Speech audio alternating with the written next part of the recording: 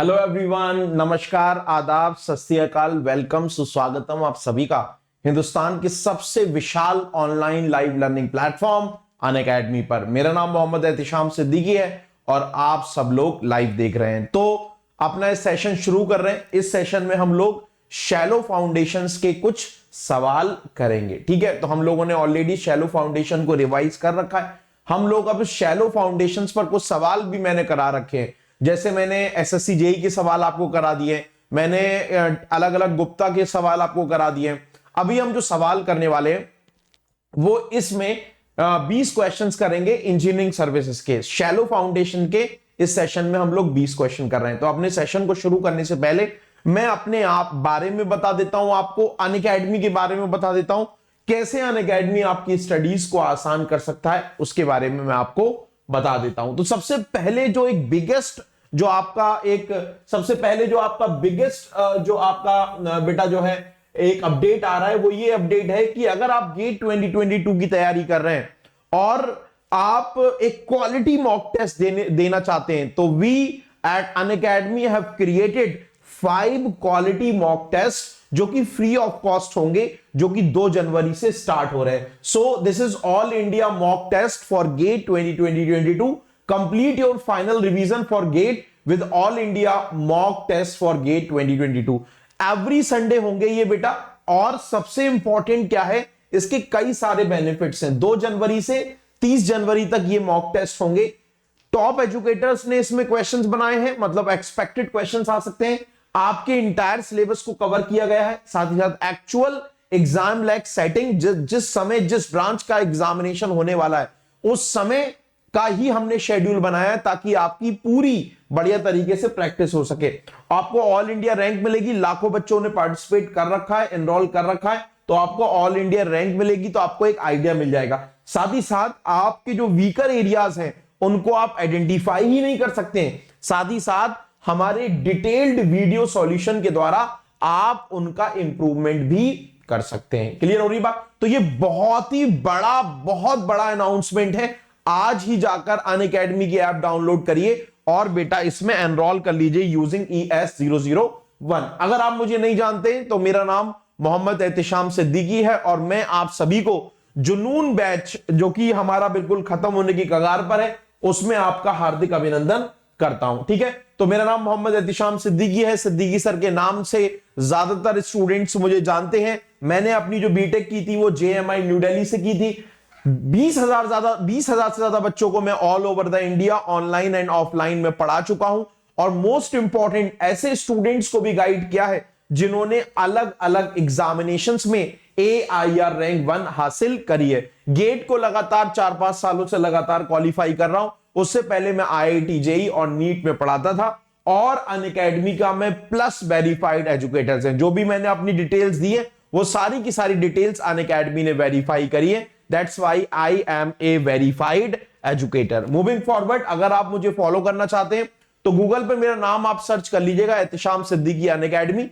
मेरी प्रोफाइल खुल जाएगी। उस प्रोफाइल पे क्लिक करके आप मुझे अनअकैडमी ऐप पर फॉलो कर सकते हैं। फॉलो करने का फायदा यह होगा कि मैं जो भी अनअकैडमी की ऐप पर क्लास लूंगा उसका आपको नोटिफिकेशन मिल जाएगा। सबसे इंपॉर्टेंट क्या है, अगर आप मेरी यूट्यूब की क्लास की नोटिफिकेशन चाहते हैं, जो भी मैं यूट्यूब पर पढ़ाता हूं उसकी PDF चाहते हैं, क्योंकि अनअकैडमी ऐप पर तो इतनी प्यारी फैसिलिटी है कि आप PDF डाउनलोड कर सकते हैं। लेकिन अगर आप यूट्यूब के सेशंस, यूट्यूब की PDF या फिर प्लस सब्सक्रिप्शन के रिगार्डिंग अगर आपको कोई डाउट है, तो आप बेटा ये अनअकैडमी ओन्ड टेलीग्राम चैनल है जो कि मेरे नाम से है, दैट इज MES अनअकैडमी। आप इसको ज्वाइन कर सकते हैं। यहां पर आपको मेरी सारी PDF, सारे लेक्चर्स के अपडेट्स, ये सब आपको मिल जाएंगे। साथ ही साथ आप ऊपर वाला channel let's crack GATE NDSC civil दोनों ज्वाइन कर लीजिएगा, क्योंकि ऊपर वाले में हमारे और सारे एजुकेटर्स की क्लासेस आपको मिल जाएंगी। डिस्क्रिप्शन में दोनों का आपको लिंक मिल जाएगा। Let's crack GATE and ESC का भी मिल जाएगा और MES अनअकैडमी का भी आपको, दोनों टेलीग्राम का आपको लिंक मिल जाएगा, ज्वाइन कर लेंगे। ठीक है, चलिए मूविंग फॉरवर्ड, अगर हम बात करें अनअकैडमी की, सो Unacademy have created the revolution all over the India by providing the quality free and affordable education. हम लोगों ने इतना फ्री कंटेंट प्रोवाइड किया है, और अगर हमने पेड कंटेंट भी प्रोवाइड किया है, that too at affordable fees, जो मार्केट में अब तक किसी ने प्रोवाइड नहीं किया। तो सबसे पहले हम अगर फ्री इनिशिएटिव की बात करें तो अनअकैडमी की, अगर हम फ्री इनिशिएटिव की बात करें, we talk about the initiative of Unacademy, तो फ्री में आप बेटा दो प्लेटफॉर्म पे एजुकेशन प्राप्त कर सकते हैं। सबसे पहला प्लेटफॉर्म है यूट्यूब, जहां पर अभी आप क्लास देख रहे हैं। हमारी अनअकैडमी टीम के बहुत सारे यूट्यूब चैनल्स हैं, आप अलग अलग यूट्यूब चैनल से फ्री क्वालिटी कंटेंट पढ़ सकते हैं। ये फ्री क्वालिटी कंटेंट यूट्यूब तक ही सीमित नहीं है, आप इस फ्री क्वालिटी कंटेंट को अनअकैडमी की ऐप पर भी बेटा एक क्लासेस की फॉर्म में एक्सेस कर सकते हैं, that is called as special classes. Special classes में बहुत सारे फायदे हैं। सबसे पहला फायदा यह है कि special class free of cost है। अगर हम फायदों की बात करें, स्पेशल क्लास के फीचर्स की बात करें, तो स्पेशल क्लास जो है इंटरैक्टिव होती है, लर्नर एजुकेटर से बात कर सकता है। साथ ही साथ हम लर्नर्स की एजुकेशन को, लर्नर्स की क्लास को और इंटरेक्टिव बनाने के लिए पोल्स क्रिएट करते हैं। साथ ही साथ हमारा रेज ए हैंड फीचर होता है, जिसके द्वारा अगर आप मेरे से ऑडियो पे बात करना चाहते हैं तो ऑडियो के थ्रू बात कर सकते हैं। क्लास कभी मिस नहीं करेंगे अगर आप जाके सिद्दीकी सर को फॉलो कर लेंगे। लेक्चर के नोट्स आप क्या कर सकते हैं, डाउनलोड कर सकते हैं अगर आपने नहीं बनाए। कहीं से भी कितने भी बार आप जो है इन स्पेशल क्लासेस को देख सकते हैं। तरीका क्या है स्पेशल क्लासेस को देखने का? मेरी तरीका है steps to join the special classes. बड़ा आसान तरीका है, अनअकैडमी की लर्निंग ऐप आप डाउनलोड करिए एप्पल स्टोर या प्ले स्टोर से। अपना फोन नंबर एंड ईमेल आप क्या करिए, उससे रजिस्टर करिए और उन दोनों को वेरीफाई करिए। केट और ईएससी कैटेगरी चूज करिए और जब भी मेरी लाइव क्लास हो बेटा, उस लाइव क्लास में आ जाइए और by using the code ES001। अगर आप ये ES001 कोड यूज करेंगे तो आपका फ्री प्लान अनलॉक हो जाएगा और मेरी लाइव क्लास आप देख सकते हैं। सिर्फ मेरी लाइव क्लास नहीं देख पाएंगे इस कोड से, आप इस कोड की मदद से और भी सारे टॉप एजुकेटर्स और भी जितने भी एजुकेटर्स अनअकैडमी में पढ़ाते हैं, सबकी क्लास आपकी इस कोड को यूज करने पर खुल जाएगी। लेकिन ये जो YouTube का प्लेटफॉर्म है या जो स्पेशल क्लास का प्लेटफॉर्म है, ये उन्हीं स्टूडेंट्स के लिए बेनिफिशियल है, या तो जो सेल्फ स्टडी कर रहे हैं, या फिर जो मतलब जो अफोर्ड नहीं कर सकते, या फिर जिन्होंने 1-2 साल तैयारी कर रखी है, अब उन्हें रिवीजन करना है, या फिर PYQ सॉल्व कर लें, तो उनके लिए दो प्लेटफॉर्म अच्छे हैं। लेकिन अगर आप ऐसे स्टूडेंट हैं जो सेकेंड ईयर में, थर्ड ईयर में, फोर्थ ईयर में और स्क्रैच से अपनी तैयारी को चालू करना चाहते हैं, तो मैं आपको ये पर्सनली सजेस्ट करूंगा कि आप अनअकैडमी के अफोर्डेबल पेड प्लेटफॉर्म पर आइए। और पेड प्लेटफॉर्म हमारे दो हैं, दैट इज अनअकैडमी प्लस और अनअकैडमी आइकॉनिक। अगर आप अनअकैडमी प्लस का सब्सक्रिप्शन लेते हैं तो आपको डेली लाइव क्लासेस मिलती हैं।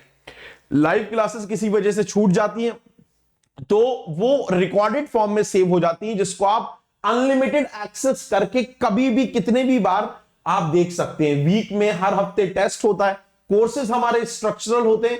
अब एक बार सिलेबस हो गया तो आपको अपनी रैंक इंप्रूव करनी है या रिवीजन करना है, तो रैंक इंप्रूव के लिए आपको फिर से फीस देने की जरूरत नहीं है। हम लोग वहां पर इसी सब्सक्रिप्शन में आपके रैंक इंप्रूवमेंट बैचेस भी लॉन्च करते हैं, रिवीजन के लिए क्रैश कोर्सेज भी लॉन्च करते हैं। तो मतलब एक बार अगर आप प्लस सब्सक्रिप्शन लेते हैं तो आपकी सारी प्रॉब्लम्स, टेस्ट सीरीज भी आपको इसमें मिलती है, सारी प्रॉब्लम्स आपकी खत्म हो जाती हैं। लेकिन आप चाहते हैं कि आप थोड़ा सा एडवांस लेवल पे जाना चाहते हैं, आप चाहते हैं कि आपको प्लस सब्सक्रिप्शन तो प्लस के बेनिफिट्स तो आपको पसंद है, ये बेनिफिट्स तो मिले ही मिले, साथ ही साथ आपको एक पर्सनल कोच मिल जाए जो आपको 1-to-1 गाइड करे आपकी स्ट्रेटेजी में। साथ ही साथ आपको डाउट क्लियरिंग एजुकेटर्स मिल जाए कोई कि जो आपके डाउट को क्लियर करे, आपको स्टडी मटेरियल मिल जाए, स्टडी प्लानर मिल जाए, स्टडी बूस्टर सेशंस मिल जाए और आपको टेस्ट एनालिसिस मिल जाए कि जो भी आप टेस्ट दे रहे हैं उसकी एक पर्सनलाइज्ड टेस्ट एनालिसिस हो जाए। तब आप बेटा आ सकते हैं हमारे कौन से प्लेटफॉर्म पर, देन आप हमारे आइकॉनिक सब्सक्रिप्शन पर आ सकते हैं। अब आप आइकॉनिक सब्सक्रिप्शन लो या आप प्लस सब्सक्रिप्शन लो, लेकिन अगर आप इस कोड के द्वारा आइकॉनिक और प्लस सब्सक्रिप्शन लेते हैं, कौन सा कोड है? जादुई कोड है। अगर आप इस कोड ES001 कोड को लगाकर अगर आप सब्सक्रिप्शन लेते हैं, चाहे आप प्लस लें चाहे आप आइकॉनिक लें, इससे फायदा क्या होगा कि जो भी आपका मैक्सिमम अवेलेबल डिस्काउंट मार्केट में, मतलब जो अनअकैडमी आपको दे रहा है ना, उस दिन ऑफर भी आते हैं, मतलब 10% मिनिमम डिस्काउंट तो आपको मिलेगा ही मिलेगा। लेकिन उसके अलावा भी ऑफर आते हैं तो आपको ज्यादा भी डिस्काउंट मिल जाता है जब आपके 10+10 ऐसे ऑफर्स आते हैं। तो जो भी ऑफर अनअकैडमी में चल रहा है, जो भी आपका मैक्सिमम अवेलेबल डिस्काउंट है, वो इस कोड को लगाने पर आपको मिल जाएगा। देखिए डिस्काउंट मिलना ऑब्वियस सी बात है, आप कॉलेज के स्टूडेंट हो तो डिस्काउंट इज ए वेरी, मतलब कि भाई मिलना चाहिए, ठीक है, डिस्काउंट मिल गया अच्छी बात है, लेकिन उस डिस्काउंट से भी ज्यादा इंपॉर्टेंट है आपका समय, उससे ज्यादा इंपॉर्टेंट है आपकी एनर्जीज जो आप तैयारी करने में लगा रहे हैं।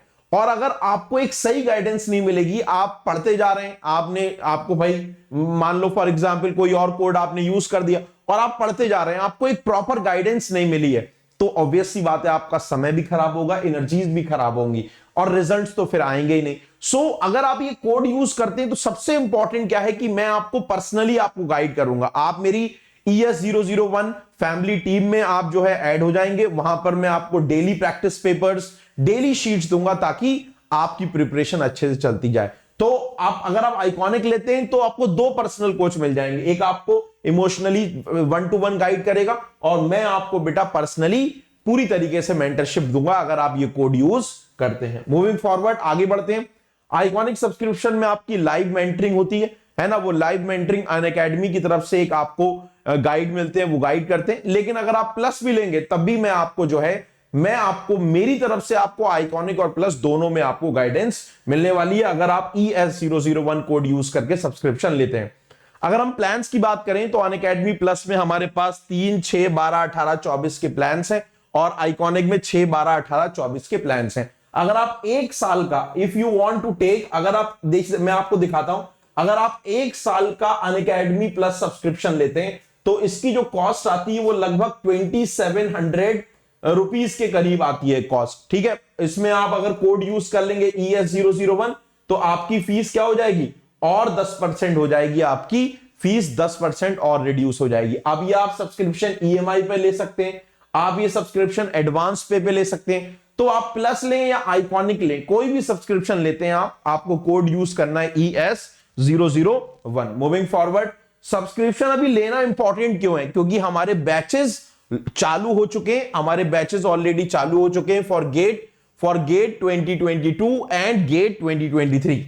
2022 तो करीब ही है, लेकिन अगर आप गेट 23, 24 की तैयारी कर रहे हैं तो हमारे न्यू बैचेस ऑलरेडी चालू हो चुके हैं।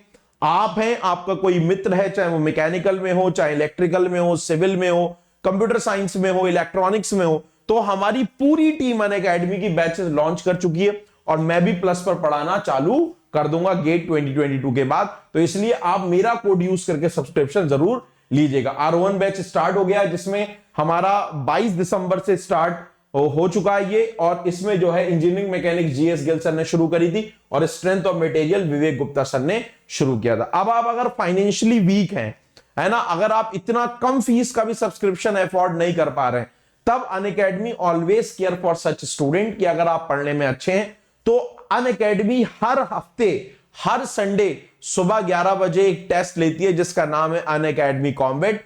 अनअकैडमी कॉम्बैट देकर आप क्या कर सकते हैं, एक तो इंडिया के टॉप ब्रेन माइंड्स के साथ कंपीट करते हैं, साथ ही साथ अगर आप टॉप 3 रैंक्स में आते हैं तो आपको 100% तक स्कॉलरशिप मिल जाती है अनअकैडमी प्लस प्लेटफॉर्म पर। और बेटा साथ ही साथ आपको अट्रैक्टिव प्राइसेस भी मिलते हैं। आज अनअकैडमी कॉम्बैट हुआ था सुबह 11 बजे, 26 दिसंबर है आज। अगला कॉम्बैट नेक्स्ट संडे होगा सुबह 11 बजे। तो बेटा नया साल है, नया कॉम्बैट है, तो इसलिए अगले वाला कॉम्बैट जरूर दीजिएगा। ओके, चलिए आगे बात करते हैं। ये हमारा न्यू अपडेट आया बेटा अनअकैडमी आस्क ए डाउट, जहां पर एक फास्टर बेटर वे है आपके डाउट्स को सॉल्व करने का, है ना। आप अपने डाउट्स पूछ सकते हैं, लेकिन उनमें आपकी और इंप्रूवमेंट हुआ है। पहले आप एक ही डाउट पूछ सकते थे एक बार में, अब आप एक बार में लगातार 3 डाउट्स पूछ सकते हैं। सिंपली आप क्लिक करिए, क्रॉप करिए और अनअकैडमी ऐप पर सबमिट कर दीजिए। लेकिन ये फीचर केवल और केवल प्लस स्टूडेंट्स के लिए। तो अगर आप ये फीचर चाहते हैं तो ES001 कोड यूज करके आप सब्सक्रिप्शन ले सकते हैं। क्लास को शुरू करते हैं। दैट इज जुनून बैच लेक्चर नंबर 46। हम लोगों ने 45 लेक्चर तक कर रखा है। डिस्क्रिप्शन में प्लेलिस्ट है, आप जो है सारे लेक्चर्स देख सकते हैं। मैंने क्वालिटी वे में बहुत बढ़िया तरीके से आपको सारे लेक्चर्स कराएं। एक बार पढ़ के देखो, अब मजा आ जाएगा ना। फिर आप दुनिया का कोई भी सवाल उठाओगे ना, सारे सवाल आपके बन जाएंगे। तो बिल्कुल मैंने उसमें रिवीजन भी कराया है, मैंने उसमें आपको बिल्कुल जीरो से लेकर हाई लेवल के सारे सवाल करा दिए, सारे टॉपिक्स के। शैलो फाउंडेशन का रिवीजन करा दिया, इसके हमने एक दो लेक्चर में इसके ऑब्जेक्टिव सवाल कर रखे, और आज हम लोग और ऑब्जेक्टिव सवाल करने वाले 20 क्वेश्चंस करेंगे, है ना। देखते हैं कि भाई कौन कौन जल्दी आंसर देगा। चलिए, this is the very first question. अब तक हमने 950 क्वेश्चन कर रखे हैं सॉइल मैकेनिक्स में, अब ये हमारा 951 क्वेश्चन है सॉइल मैकेनिक्स का, ठीक है, मतलब फाउंडेशन इंजीनियरिंग का, मतलब अगर एक कंबाइंडली बोले तो जियो टेक्निकल इंजीनियरिंग का। तो सवाल को पढ़िए और सॉल्व करने की कोशिश करिए।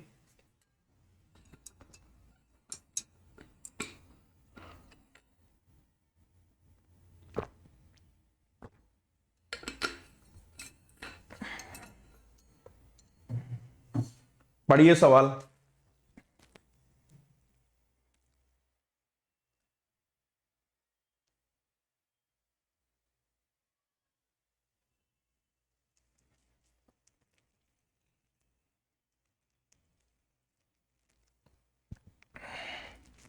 सवाल क्या बोल रहा है, कह रहा था bearing capacity of a soil strata supporting a footing of size 3 metre into 3 metre will not be affected by the presence of groundwater table located at a depth which is, कह रहा है कि हमारी एक फुटिंग है, suppose this is a footing, और ये जो फुटिंग है वो 3x3 की फुटिंग है, this footing is 3x3 footing. So आपसे ये पूछ रहा है कि बताइए कि वाटर टेबल का जो इंफ्लुएंस है, bearing capacity of strata supporting a footing 3 metre into 3 metre, square footing है 3 मीटर इंटू 3 मीटर, तो विड्थ इसकी विड्थ 3 मीटर है और इसकी इनसाइड लेंथ 3 मीटर है। कह रहा विल नॉट बी अफेक्टेड, इस फुटिंग के नीचे जो सॉइल है उसकी बेयरिंग कैपेसिटी ग्राउंड वाटर के प्रेजेंस में कब अफेक्ट नहीं होगी, जब वाटर टेबल लोकेट होगी किस डेप्थ पर, 1 metre below the base of the footing, 1.5 metre below the base of the footing, 2.5 metre below the base of the footing और 3 metre below the base of the footing. मैंने, अगर आपको याद हो तो मैंने आपको इस तरीके से कुछ केसेस बनवाए थे, ये आपका फाउंडेशन लेवल है, ये आपका ग्राउंड लेवल है। सो this is the ground level, this is the foundation level. तो मैंने आपको बताया था कि जो वाटर टेबल है या जो स्ट्रेस जोन है, फुटिंग का जो स्ट्रेस जोन कंसीडर किया था वो बेटा फाउंडेशन लेवल से बी विड्थ तक की फुटिंग तक ही आपका कंसीडर किया था, या फुटिंग की विड्थ है 3 मीटर।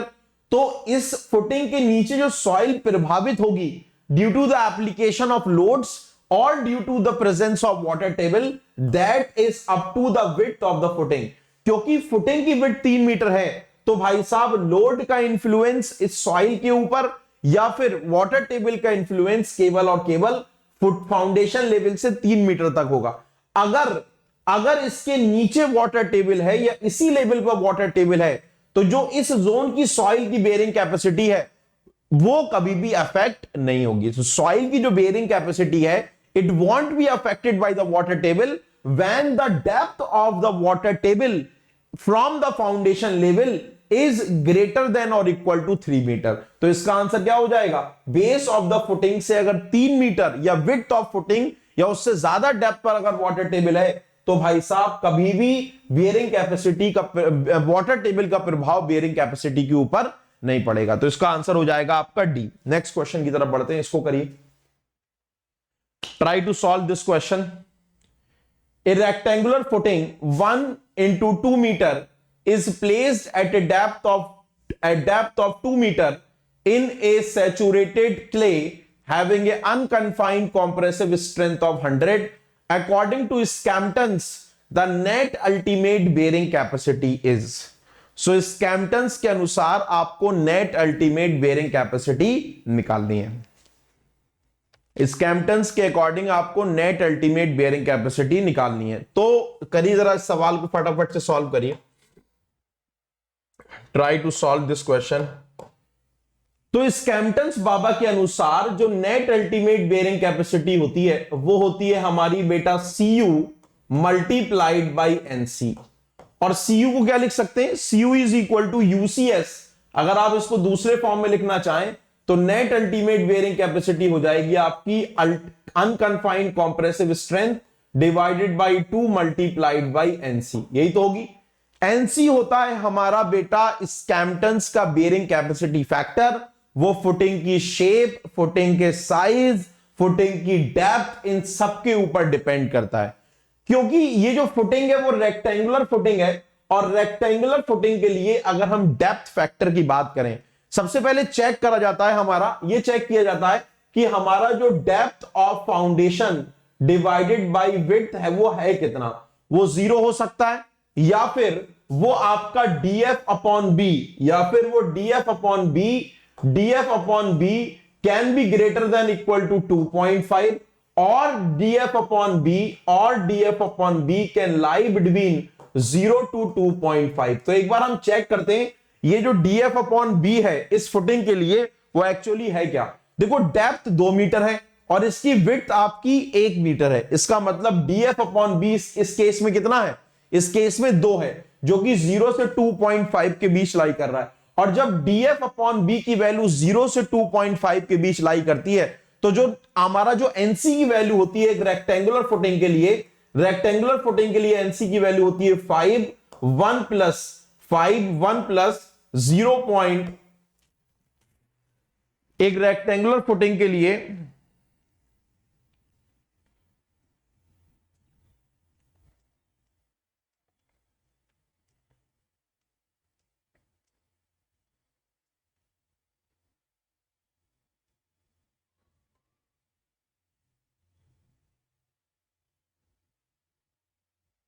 बिल्कुल सही है, 5 multiplied by 1 plus 0.2 DF upon B और multiplied by 1 plus 0.2 B by L, ये होता है हमारा शेप फैक्टर एनसी।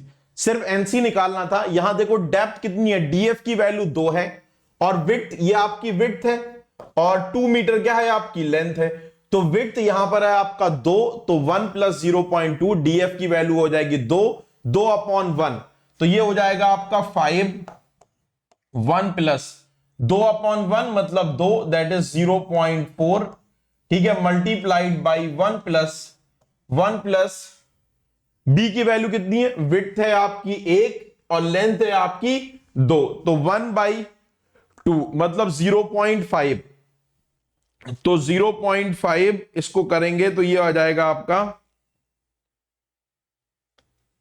0.2 इंटू 0.5 मतलब ये आ जाएगा आपका 0.1, ठीक है। इसको सॉल्व कर लीजिए, एनसी की वैल्यू निकाल लीजिए, ये आ जाएगी 1.1 1 मल्टीप्लाइड बाई 1.4 मल्टीप्लाइड बाई 5, तो यहां से एनसी की वैल्यू आ गई आपकी बेटा, एनसी की वैल्यू आ गई 7.7। इस एनसी की वैल्यू को कहां रख दीजिए, इस एनसी की वैल्यू को इक्वेशन नंबर 1 में रख दीजिए, तो आपको नेट अल्टीमेट बेयरिंग कैपेसिटी मिल जाएगी। तो यहां से नेट अल्टीमेट बेयरिंग कैपेसिटी हो जाएगी अनकंफाइंड कॉम्प्रेसिव स्ट्रेंथ कितनी है 100 डिवाइडेड बाई 2 मल्टीप्लाइड बाई 7.7 मतलब 770 डिवाइडेड बाई 2, तो डिवाइडेड बाई 2 तो 385 आ जाएगा, ये वैल्यू आ जाएगी 385 किलो न्यूटन पर मीटर स्क्वायर। तो कोई आंसर है देखिए जरा, चेक करिए, इज देयर एनी ऑप्शन जिसकी वैल्यू 385 आती हो।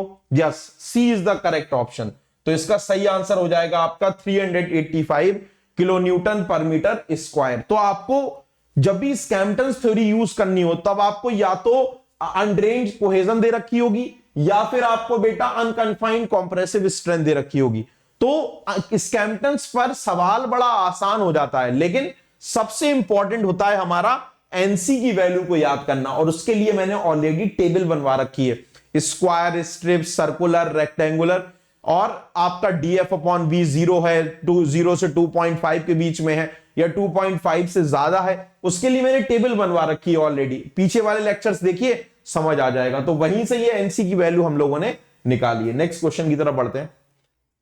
नेक्स्ट क्वेश्चन है कंसीडर द फॉलोइंग, इसका आंसर बताइए, consider the following statements associated with local shear failure. कह रहा है लोकल शियर फेलियर जो है उसके रिगार्डिंग कुछ स्टेटमेंट्स दे रखे हैं, आपको क्या करना है, आपको उन स्टेटमेंट्स को पढ़कर सही ऑप्शन ढूंढना है।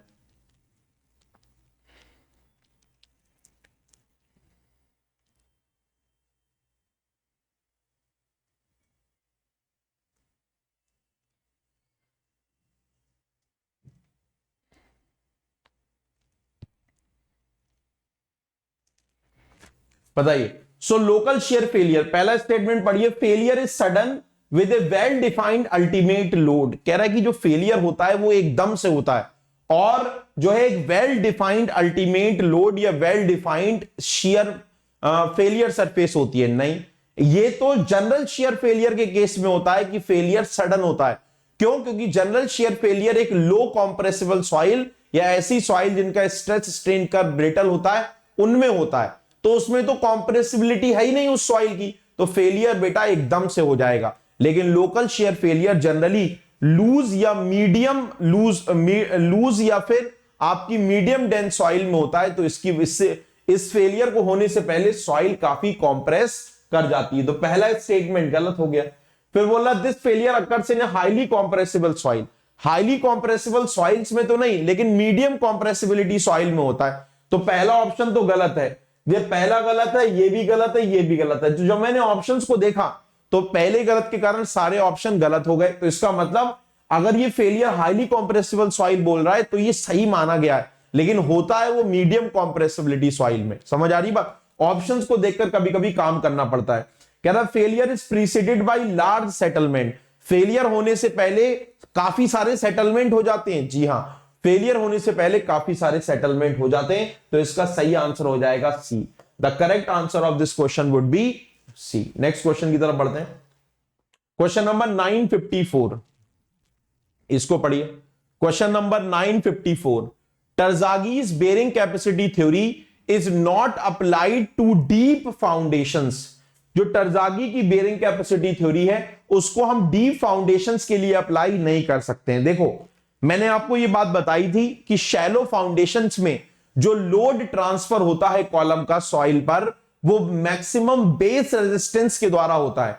क्योंकि शैलो फाउंडेशन में विड्थ डेप्थ की तुलना में बहुत ज्यादा होती है, तो मैक्सिमम जो रेजिस्टेंस मिलता है वो बेस के थ्रू मिलता है, बेस रेजिस्टेंस के थ्रू मिलता है, और साइड के थ्रू रेजिस्टेंस जो है वो कम मिलता है। क्योंकि टर्जागी बाबा ने साइड रेजिस्टेंस कहां मिलेगा, ये अगर फुटिंग है, ये अगर फुटिंग है तो इसको साइड रेजिस्टेंस कहां मिलेगा, यहां मिलेगा। और ये रेजिस्टेंस देगा कौन, ये रेजिस्टेंस देगी सॉइल। लेकिन अगर आपको याद आता हो, टर्जागी बाबा ने फाउंडेशन लेवल के ऊपर की सॉइल की शेयर स्ट्रेंथ को नेग्लेक्ट कर दिया था क्या? अगर फाउंडेशन लेवल के ऊपर की, देखो साइड रेजिस्टेंस मिलेगा यहां से, साइड रेजिस्टेंस यहां से मिलेगा। अगर इस फुटिंग की जगह पाइल भी हो यहां पर, अगर इस फुटिंग की जगह पाइल भी हो यहां पर, तो ये तो बेस है, तो साइड रेजिस्टेंस कहां से मिलेगा, यहां से मिलेगा। लेकिन क्योंकि टर्जागी बाबा ने फाउंडेशन लेवल के ऊपर, फाउंडेशन लेवल क्या होता है, जहां पर हमने अपनी फुटिंग को टिकाया है, जहां पर हमने फुटिंग को रखा है, उसके ऊपर की सॉइल की शेयर स्ट्रेंथ को नेग्लेक्ट कर दिया। जब शेयर स्ट्रेंथ को नेग्लेक्ट कर दिया जाएगा तो ऑब्वियस सी बात है सॉइल कोई रेजिस्टेंस ही नहीं देगी, शेयर को रोकेगी नहीं। समझ आ रही बात? तो जब साइड रेजिस्टेंस ही नहीं मिल रहा है तो क्या टर्जागी थ्योरी को डी फाउंडेशन के लिए अप्लाई कर सकते हो?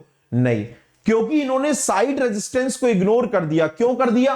क्योंकि इन्होंने फाउंडेशन लेवल के ऊपर की सॉइल जो है उसकी शेयर स्ट्रेंथ को नेग्लेक्ट कर दिया था। जब शेयर स्ट्रेंथ ही नहीं होगी तो साइड रेजिस्टेंस नहीं मिलेगा, और डी फाउंडेशंस में तो साइड रेजिस्टेंस मिलता है। यस और नो? तो पहला स्टेटमेंट क्या है, Terzaghi bearing capacity theory is not applied to deep foundation. Assertion बिल्कुल सही है। फिर पढ़ते हैं, shear strength is mobilized on the sides of the deep foundation.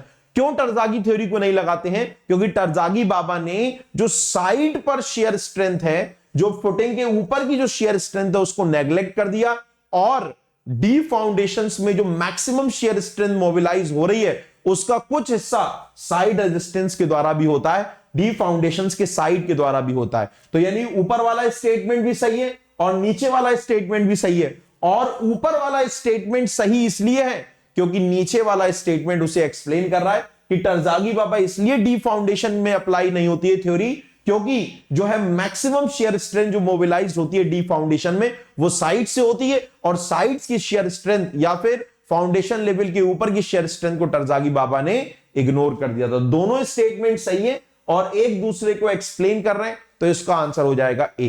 Clear हो रही बात? चलिए नेक्स्ट क्वेश्चन। नेक्स्ट क्वेश्चन है आपका बेटा 955। बताइए इसका आंसर। 955 आंसर बताइए।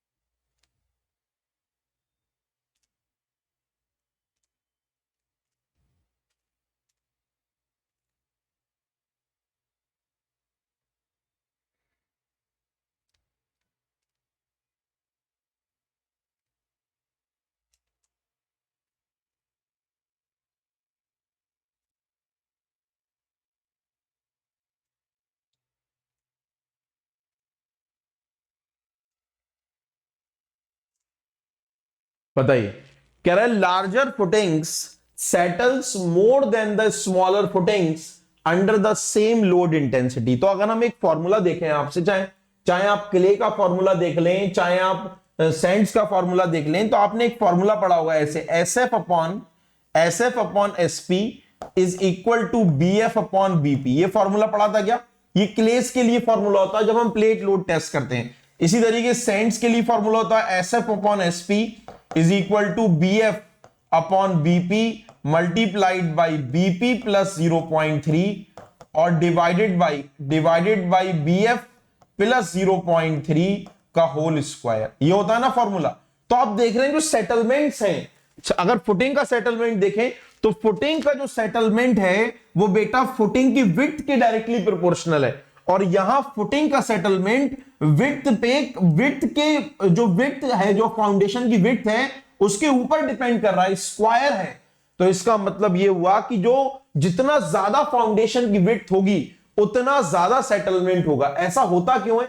देखो, जितना ज्यादा फाउंडेशन की विड्थ है उसका सेटलमेंट उतना ज्यादा क्यों होता है? ये मान लो फाउंडेशन है, ये आपकी फुटिंग है, अब इसकी विड्थ ज्यादा है। अगर इसकी जितनी ज्यादा इसकी विड्थ होगी, जितनी इसकी विड्थ बेटा ज्यादा होगी, ध्यान सुनेंगे, जितनी इसकी विड्थ ज्यादा होगी उतना इसका बेटा जो स्ट्रेस बल्ब होगा, वो जो जितनी ज्यादा विड्थ होगी उसका स्ट्रेस बल्ब उतनी ज्यादा विड्थ तक होगा, उसकी विड्थ भी ज्यादा होगी स्ट्रेस बल्ब की, और उसकी डेप्थ भी ज्यादा होगी। तो इसका मतलब यह हुआ ज्यादा विड्थ का जो फुटिंग होगा वो बेटा ज्यादा सॉइल को इंफ्लुएंस करेगा।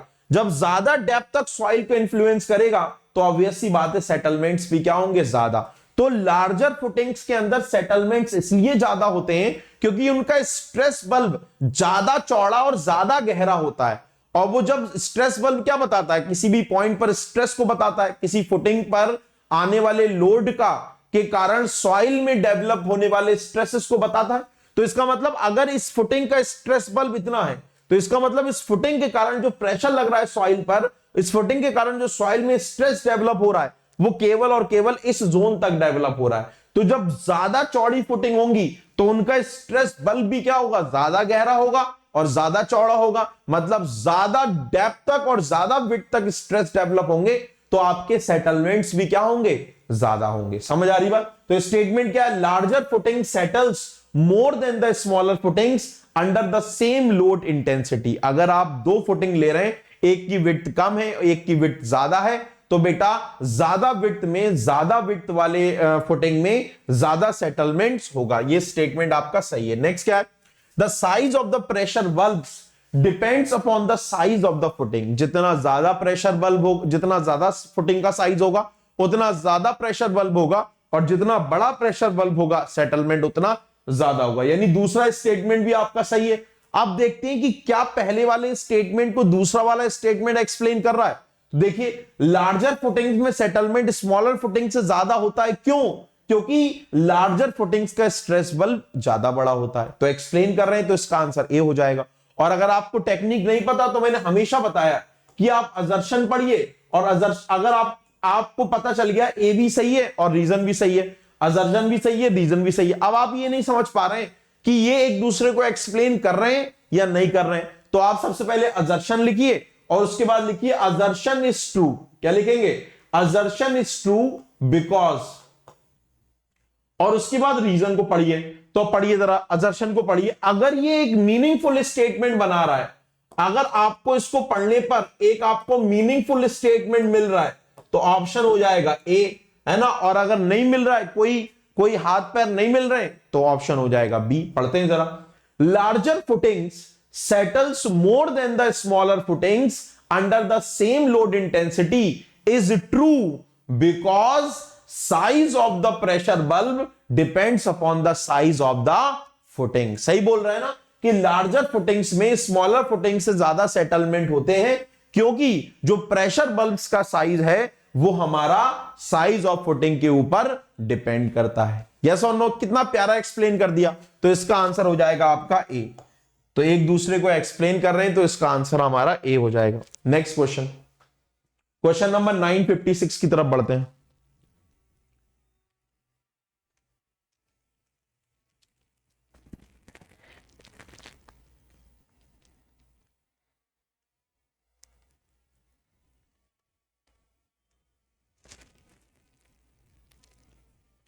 बताइए नेक्स्ट क्वेश्चन का आंसर।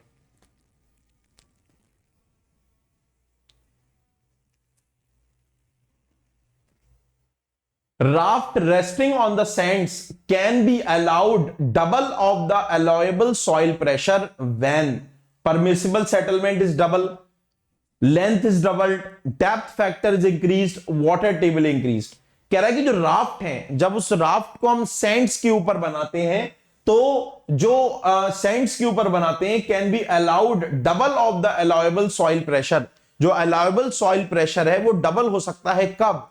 देखो जरा, अगर हम अलाउएबल बेरिंग प्रेशर या अलाउएबल बेरिंग कैपेसिटी की बात करें तो ये आपका अलाउएबल बेरिंग कैपेसिटी होता है minimum of safe bearing pressure और common net safe bearing capacity, मतलब क्यूपीएस और क्यूएनएस की मिनिमम वैल्यू होती है। QA net is the minimum value of QPS and QNS. और इस QA net allowable bearing pressure या अलाउएबल बेयरिंग कैपेसिटी को हम लोग बेटा पैक हैंसन के द्वारा निकाल सकते हैं। किसके द्वारा निकाल सकते हैं? पैक हैंसन इक्वेशन है, पैक हैंसन इक्वेशन के द्वारा हम लोग निकाल सकते हैं। अब ये पैक हैंसन इक्वेशन दो के लिए दी गई है। एक दी गई है, याद रखना, एक दी गई है आइसोलेटेड फुटिंग के लिए, एक दी गई है आइसोलेटेड फुटिंग के लिए। दोनों बता देता हूं साउथ में। तो आइसोलेटेड फुटिंग के लिए जो क्यूए नेट की वैल्यू है, आइसोलेटेड फुटिंग के लिए क्यूए नेट की वैल्यू होती है 0.44 multiplied by N multiplied by water table correction factor multiplied by SA. ये आपका फॉर्मूला है फॉर द आइसोलेटेड फुटिंग। इसी तरीके से अगर हम बात करें राफ्ट की, if we talk about raft, तो राफ्ट के लिए जो फॉर्मूला है वो है आपका allowable bearing capacity Q A net is equal to 0.88, दुगना कर दो बस इसे, C W multiplied by S A. अगर आप इस फॉर्मूले में पूछना चाहें कौन सी चीज क्या है, मतलब राफ्ट के अंदर जो अलाउएबल बेयरिंग कैपेसिटी होती है वो बेटा आइसोलेटेड की दुगनी होती है। तो देखो अगर आप पता करना चाहें तो यहां पर देखो ये तो जीरो, एन क्या है? Average standard penetration number. हमने एवरेज करेक्टेड एसपीटी टेस्ट में बताया था ना, एक होता है average corrected standard penetration number, तो वही है average corrected standard penetration number. C W क्या है? जैसे हमने पीछे पढ़ा था R W, water table correction factor. ऐसे क्या है? ऐसे is called as permissible settlements in mm. ये एक इंपेरिकल इक्वेशन है, जब आप इसको एमएम में रखेंगे तब आपको आंसर किलो न्यूटन पर मीटर स्क्वायर में मिलता है। तो अगर आप यहां से देखें, अगर एक राफ्ट के ऊपर अगर हम देखें, राफ्ट की अलाउएबल बेयरिंग कैपेसिटी देखें, राफ्ट के ऊपर राफ्ट के केस में अगर हम अलाउएबल बेयरिंग कैपेसिटी देखें तो अगर आप परमिसिबल सेटलमेंट्स को दुगना कर देंगे, देखो ना, allowable bearing capacity permissible settlements के डायरेक्टली प्रोपोर्शनल है। अगर आप परमिसिबल सेटलमेंट्स को दुगना कर देंगे तो हमारी जो अलाउएबल बेयरिंग कैपेसिटी है क्यूए नेट, वो क्या हो जाएगी? दुगनी हो जाएगी। तो कह रहा है कि if the rods are resting on the sand can be allowed double of the allowable soil pressure or soil bearing capacity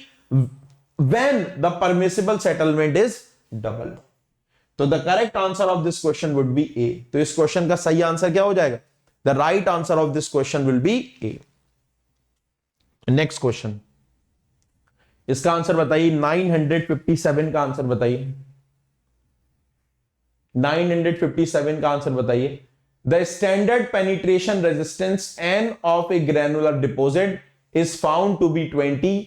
the soil can be classified approximately in terms of phi and density index respective as।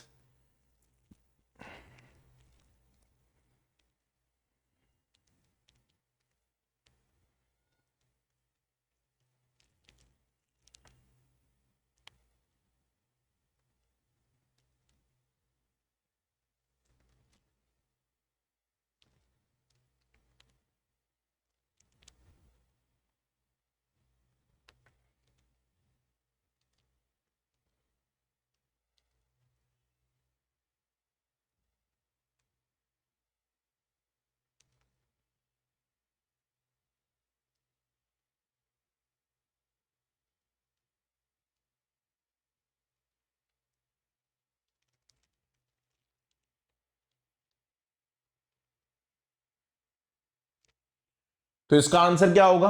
The standard penetration resistance, देखिए मैंने इसकी already table आपको बता रखी है, उस table को आपको याद रखना है। I have already told you the table for this, मैंने आपको ऑलरेडी इसकी टेबल बनवा दी है कि आप उसका क्या करिए, आप उस टेबल को यूज करिए। वो टेबल में यहां पर फिर बनवा देता हूं, उस दो टेबल्स मैंने आपको बनवाई हैं ऑलरेडी, उन दोनों टेबल्स का आपको याद रखना है।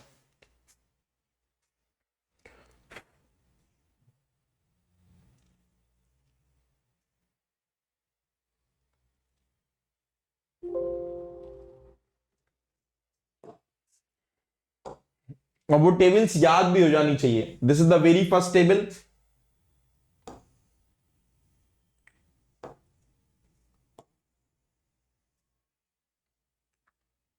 This is the second table. तो ये टेबल है हमारी फॉर सैंड्स, और ये टेबल है हमारी फॉर क्लेज। एक टेबल हमारी सैंड्स के लिए और एक टेबल हमारी क्लेस के लिए। तो अगर आप देखें जरा ध्यान से, आपको याद रखना है कि जब स्टैंडर्ड पेनिट्रेशन नंबर बेटा 0 से 4 के बीच में है, ठीक है, 4 से 10 के बीच में है, उसके बाद 10 से 30 के बीच में है, 30 से 50 के बीच में है, ठीक है, और 50 से ज्यादा है, तो फाई की वैल्यू जो है, फाई की वैल्यू थोड़ा मुश्किल है फाई की वैल्यू याद रखना, लेकिन अप्रोक्सीमेट आइडिया रखना। अगर इसके बीच में तो फाई की वैल्यू 30 से कम होती है, अगर 4 से 10 के बीच में तो 30 से 35 के बीच में होती है, 35 से 40 के बीच में होती है, 40 से 45 के बीच में होती है, और 45 से ज्यादा होती है, ठीक है। इसी तरीके से अगर आप रिलेटिव डेंसिटी निकालें तो रिलेटिव डेंसिटी अगर 0 से 4 के बीच में है तो रिलेटिव डेंसिटी 0 से 15, फिर 15 से 35, 15 से 35, 35 से 65, 65 से 85 और 85 से 100। और आपको इसका नाम पता ही है, very loose, loose, medium dense, है ना, डेंस, वेरी डेंस, ठीक है। वो नाम नहीं लिखा रहा हूं मैं, नेचर नहीं लिखवा रहा हूं, क्योंकि नेचर आपको पता ही है, loose, very loose, loose, medium dense, dense, यहां लिख देता हूं बगल में, वेरी लूज VL, उसके बाद लूज, उसके बाद मीडियम डेंस, उसके बाद डेंस, और उसके बाद वेरी डेंस VD। इसी तरीके से क्लेस के लिए भी आपको याद रखना है, यहां पर लिख रहा हूं स्टैंडर्ड पेनिट्रेशन नंबर, और स्टैंडर्ड पेनिट्रेशन नंबर इसकी टेबल आपको अलग बनानी है। 0 से 2, 2 से 4, 4 से दुगना करते जाइए, 4 से 8, 8 से 15, 15 से 30, और उसके बाद 30 से ज्यादा। और क्लेस के लिए निकालते हैं हम अनकन्फाइंड कॉम्प्रेसिव स्ट्रेंथ। तो अनकन्फाइंड कॉम्प्रेसिव स्ट्रेंथ आपको कितनी मिलती है, किलो न्यूटन पर मीटर स्क्वायर की फॉर्म में। दैट इज 0 से 2 होगा तो अनकन्फाइंड कॉम्प्रेसिव स्ट्रेंथ 0 से 24, 24 से 48, 48 से 96, 96 से 192, 192 से 383, और 383 से ज्यादा किलो न्यूटन पर मीटर स्क्वायर। और अगर हम नेचर की बात करें तो नेचर कैसे होगा, ये होगी वेरी सॉफ्ट, उसके सबसे पहले होगी वेरी सॉफ्ट, उसके बाद सॉफ्ट, उसके बाद मीडियम स्टिफ, उसके बाद मीडियम स्टिफ, उसके बाद स्टिफ, उसके बाद वेरी स्टिफ, और अगर n की वैल्यू 30 से ज्यादा है और QU की वैल्यू 383 से ज्यादा है तो ये हो जाएगी आपकी हार्ड। तो अब सवाल देख लीजिए जल्दी से, सवाल क्या बोल रहा है, the standard penetration resistance n of A granular deposit, मतलब सेंट की बात कर रहा है, उसकी वैल्यू 20 है। अगर n की वैल्यू 20 है, इसका मतलब कौन सी रेंज आएगी, इसका मतलब ये वाली मिलेगी। तो जब n की वैल्यू 20 होती है तो सॉइल मीडियम डेंस होती है, तो सॉइल वेरी लूज तो होगी नहीं, ठीक है, सॉइल वेरी लूज तो होगी नहीं। अब देखिए जरा ध्यान से, तो ए ऑप्शन तो गलत हो गया। उसके बाद देखो, जब हमारी क्या गया, जब मेरी n की वैल्यू जब 10 से 20 के बीच में है तब रिलेटिव डेंसिटी 35 से 65 के बीच में है, तो रिलेटिव डेंसिटी 35 से 65 के बीच में है। तो अगर आप ध्यान से देखिए, और उसका नेचर कैसा, मीडियम डेंस, तो आप देख रहे हैं मीडियम कंडीशन है ये, और ये 35 से 65 के बीच रिलेटिव डेंसिटी है, और हमारी फाई की वैल्यू कितनी होगी, देखो फाई की वैल्यू 35 से 40 के बीच, मतलब 35 के आसपास, ठीक है। तो ये वैल्यू हमारी हो जाएगी, इसका सही आंसर हो जाएगा फिर B. The right answer of this question would be B, ठीक है। तो क्योंकि अप्रोक्सीमेटली आपको बतानी है, सवाल में क्या बोल रहा है, you need to tell the approximate. तो हमें दो चीजें मिल गई, मीडियम कंडीशन मिल गई, 50% मिल गई, और फाई की वैल्यू 35 के आसपास है, 32 है, तो उसके बेसिस पर आंसर हो जाएगा आपका इसका बी। तो टेबल याद रखना है, अगर आपको ये टेबल याद है तो आप बड़ी आसानी से इसका आंसर कर देंगे। नेक्स्ट क्वेश्चन की तरफ बढ़ते हैं, 958।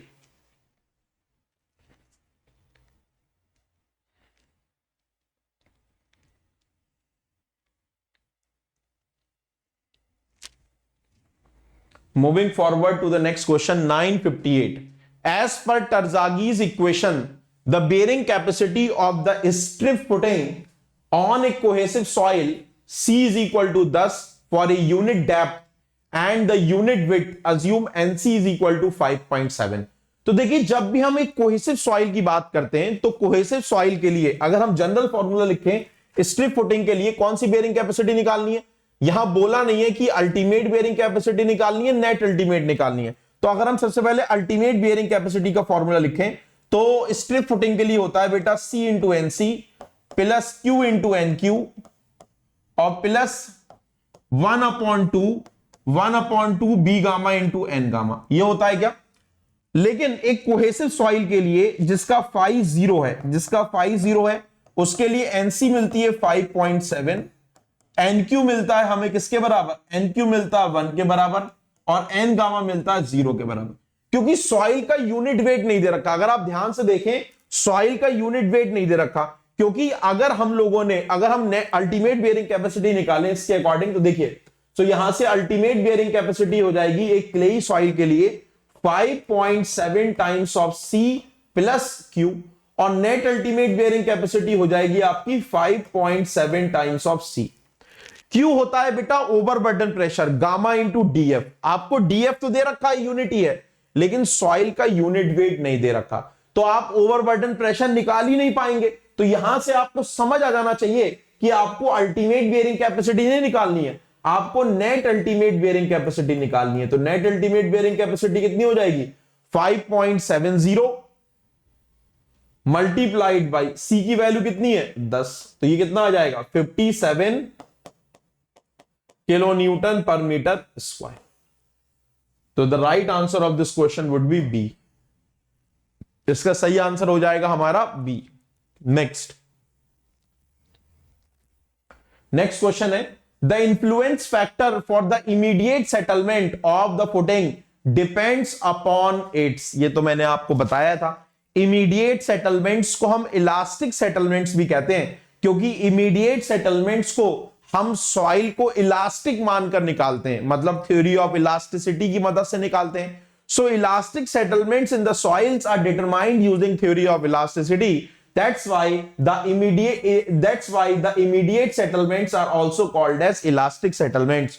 और settlements होते किसके कारण है, नेट इंटेंसिटी ऑफ लोडिंग के कारण। तो इमीडिएट सेटलमेंट्स होते हैं बेटा net intensity of loading QN, net intensity of loading QN, net intensity of loading QN multiplied by width of foundation multiplied by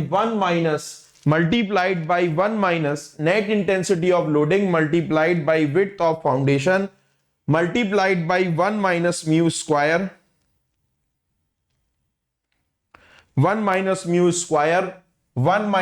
square multiplied by IF divided by modulus of elasticity of the soil. तो QN क्या है, इस फॉर्मूले में QN क्या है, net loading intensity. अगर आपको ग्रॉस लोडिंग इंटेंसिटी दे रखी है तो उस ग्रॉस लोडिंग इंटेंसिटी से आपको नेट इंटेंसिटी ऑफ लोडिंग निकालनी पड़ेगी QN। What is B? B is the width of the footing. Mu क्या है, mu is the Poisson's ratio of the soil जिसमें सेटलमेंट हो रहे हैं। ES क्या है, modulus of elasticity of soil जिसमें आपके सेटलमेंट्स हो रहे हैं। What is IF? IF is called as influence factor. IF क्या है, क्योंकि अगर आप इस फॉर्मूले में देखें यहां पर ना तो डेप्थ की कोई बात की गई है ना शेप की कोई बात की गई है, तो जो इन्फ्लुएंस फैक्टर है वो बेटा बहुत सारी चीजों को कंसिडर करता है, जैसे size of the footing, shape of the footing, location of the footing, and also the rigidity of the footing, जैसे अगर फ्लेक्सिबल फुटिंग है तो आईएफ की वैल्यू कुछ और होगी, रिजिड फुटिंग है तो आईएफ की वैल्यू कुछ और होगी। ये ऑलरेडी मैंने आपको बता रखा है, आईएफ की वैल्यू जो रिजिड फुटिंग के लिए मिलती है that is equal to 0.8 times of IF for flexible footing, ये भी आपको मैंने बता रखा है। तो जो ये इन्फ्लुएंस फैक्टर है जो इमीडिएट सेटलमेंट में हमें मिलता है, किस किस के ऊपर डिपेंड करता है, पूछा गया है। केवल साइज और शेप के ऊपर, केवल रिजिडिटी के ऊपर, लोकेशन और साइज के ऊपर नहीं, साइज के ऊपर, शेप के ऊपर, रिजिडिटी के ऊपर, लोकेशन के ऊपर। तो याद रखिएगा इन सब के ऊपर डिपेंड करता है, और रैपिड रिवीजन में मैंने ऑलरेडी इसको डिस्कस कर ही रखा है। तो इसका राइट आंसर हो जाएगा, the correct answer of this question would be D. Clear हो रही बात? नेक्स्ट क्वेश्चन की तरफ बढ़ते हैं, moving forward to the next question. पढ़िए जरा, ये सवाल अभी हम लोगों ने किया है, ये आपको करना है। बस इस सवाल में डिफरेंस ये है कि ऐसा ही सवाल हम लोगों ने किसके लिए किया था, ऐसा सवाल हम लोगों ने किया था बेटा अभी स्कैम्पटन्स के लिए, लेकिन अब सवाल टरजागी के लिए पूछा गया। सॉल्व करिए और आंसर बताइए कमेंट करके।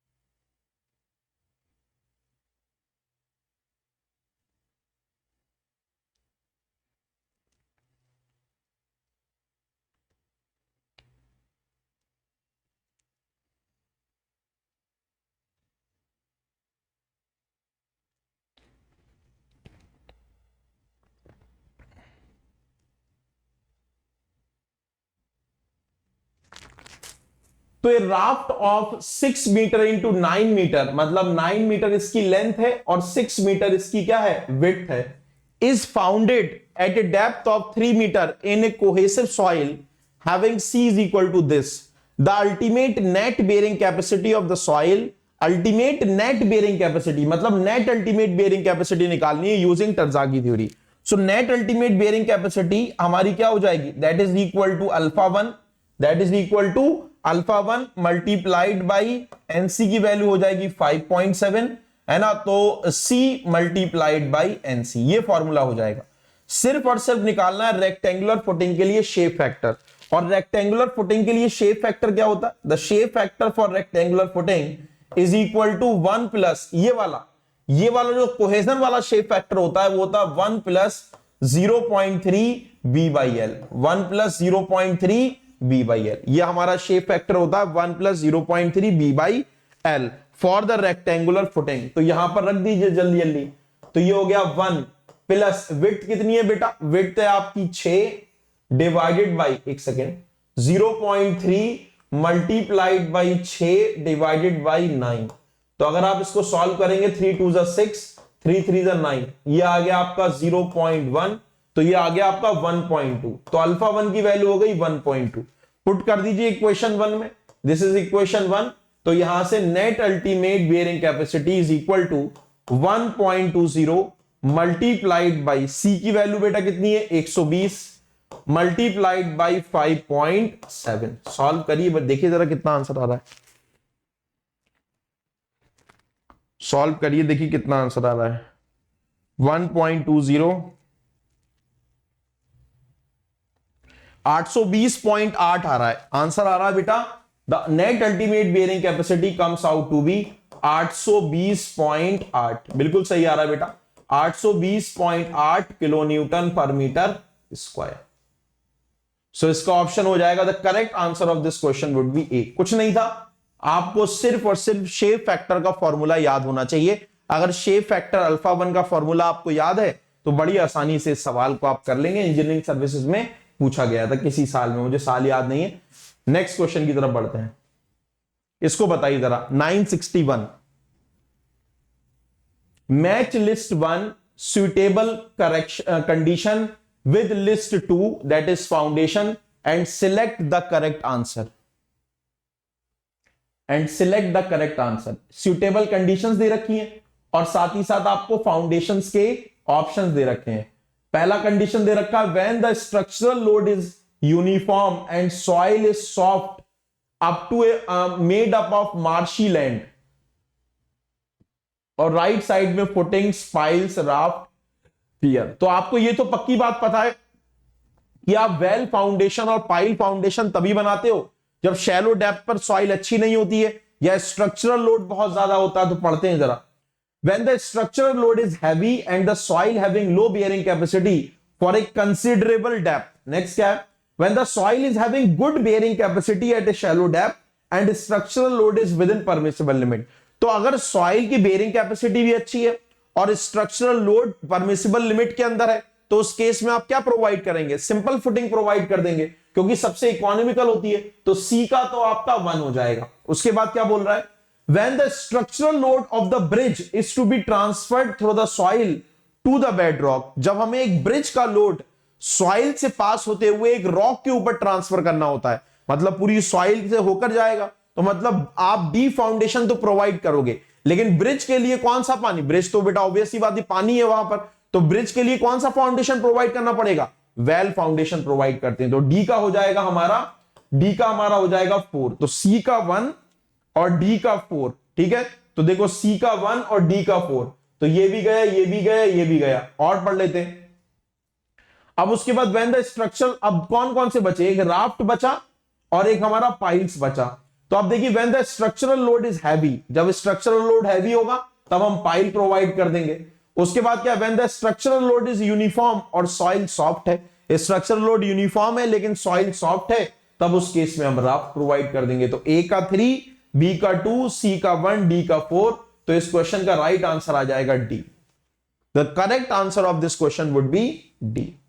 ठीक हो गई बात। नेक्स्ट क्वेश्चन की तरफ बढ़ते हैं। नेक्स्ट 962 962 सॉल्व करके बताइए जरा क्या आएगा इसका answer. In a cohesive soils the ultimate bearing capacity is independent of the foundation width. अभी मैंने आपको लिख के बताया था कोहेसिव सॉइल्स के लिए अगर अल्टीमेट बेयरिंग कैपेसिटी लिखेंगे तो ये हो जाएगा आपका, देखो हमारे शेप के ऊपर तो डिपेंड करती है, तो α1 C इंटू एनसी और प्लस Q, ये हमारी होती है अल्टीमेट बेयरिंग कैपेसिटी। और अगर हम नेट अल्टीमेट बेयरिंग कैपेसिटी लिखें तो ये हो जाएगी आपकी α1 C इंटू एनसी। तो अगर हम अल्टीमेट बेयरिंग कैपेसिटी की बात करें तो अल्टीमेट बेयरिंग कैपेसिटी फाउंडेशन की विड्थ के ऊपर डिपेंड नहीं करती है क्या? देखो अल्टीमेट बेयरिंग कैपेसिटी भी फाउंडेशन के विड्थ के ऊपर नहीं डिपेंड कर रही है, क्योंकि क्यू को क्या लिखोगे? क्यू को लिखोगे गामा इंटू डीएफ। विड्थ मिलती है तीसरी टर्म में, और तीसरी टर्म में होता है N gamma. N gamma cohesive soil के लिए 0 होता है। तो यानी अल्टीमेट बेयरिंग कैपेसिटी और net ultimate bearing capacity foundation की विड्थ के साइज के ऊपर डिपेंड नहीं करती है, लेकिन शेप के ऊपर जरूर करती है। शेप के लिए फैक्टर क्या है? α1। तो फाउंडेशन की विड्थ के साइज के ऊपर डिपेंड नहीं करती, independent of the foundation width. ये वाला स्टेटमेंट आपका सही है। फिर नेक्स्ट स्टेटमेंट क्या है? The ultimate capacity of the cohesive soils increases with depth below the ground level. कह रहा है जो अल्टीमेट बेयरिंग कैपेसिटी है कोहेसिव सॉइल्स की, it increases with depth below ultimate bearing capacity. Q, इस क्यू को क्या लिख सकता हूं? क्यू को लिख सकता हूं गामा इंटू डीएफ। तो जो अल्टीमेट बेयरिंग कैपेसिटी है कोहेसिव सॉइल की, it will increases with depth below the ground level. कह रहा है कि जैसे जैसे ग्राउंड लेवल के नीचे आप डेप्थ को बढ़ाते जाएंगे, मतलब डीएफ को आप बढ़ाते जाएंगे, तो जैसे जैसे आप डीएफ को बढ़ाते जाएंगे तो अल्टीमेट बेयरिंग कैपेसिटी क्या होती जाएगी? इंक्रीज होती जाएगी। ये स्टेटमेंट भी आपका सही है। दोनों स्टेटमेंट सही हैं, लेकिन क्या ऊपर वाला स्टेटमेंट नीचे वाले को एक्सप्लेन कर रहा है क्या? एक दूसरे को एक्सप्लेन नहीं कर रहे हैं। पढ़ के देख लो, चाहे मैंने तरीका बताया ना, असर्शन पढ़ो। In the cohesive soils the ultimate bearing capacity is independent of the foundation width is true because, क्या बोल रहा है कि कोहेसिव सॉइल्स में अल्टीमेट बेयरिंग कैपेसिटी विड्थ के ऊपर डिपेंड नहीं करती है। क्योंकि ultimate bearing capacity of cohesive soil जैसे जैसे डेप्थ बढ़ाते हैं वैसे इंक्रीज करती है। ये क्या मतलब हुआ? कोई क्या ऊपर वाले स्टेटमेंट को नीचे वाला स्टेटमेंट एक्सप्लेन कर रहा है? नहीं कर रहा है। तो इसका आंसर क्या होगा? दोनों सही हैं, लेकिन ये एक दूसरे को एक्सप्लेन नहीं कर रहे हैं। तो इसका आंसर हो जाएगा आपका बी। ओके, चलिए नेक्स्ट क्वेश्चन की तरफ बढ़ते हैं। नेक्स्ट क्वेश्चन क्या? The gross bearing capacity of A footing is 450 kilonewton per meter square. If the footing is 1.5 meter wide and is at a depth of 1 meter in a clayey soil which has a unit weight of 20 kilonewton per meter cube, then net bearing capacities. बड़ा simple है, आपको already बता रखा है कि जो net bearing capacity होती है क्यू नेट बेयरिंग कैपेसिटी या net intensity is equal to gross intensity और ग्रॉस बेयरिंग कैपेसिटी, और क्या होती है माइनस ओवरबर्डन प्रेशर क्यू।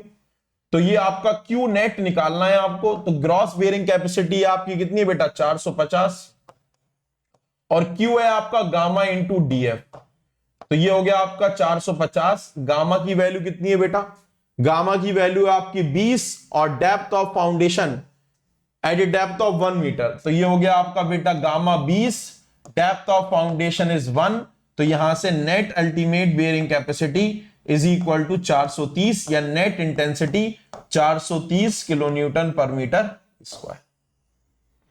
तो right answer of this question would be 430 kilo newton पर मीटर स्क्वायर। इसका आंसर सी हो जाएगा।